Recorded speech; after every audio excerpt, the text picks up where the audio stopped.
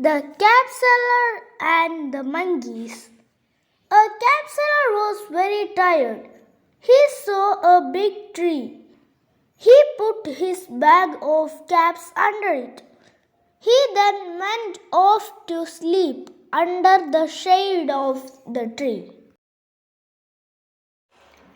When he got up, he saw that the bag was empty. There were no caps in it. He looked around. When he looked up, he saw monkeys on the tree.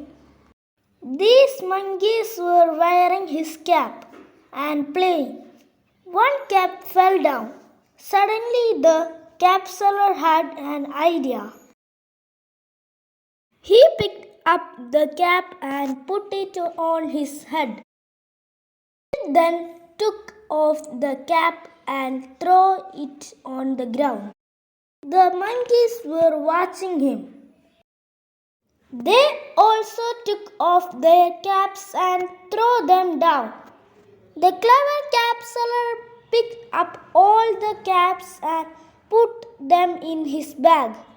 He then smiled and went away. He was very happy. Moral of the story: clever thinking can easily solve a problem. Thank you.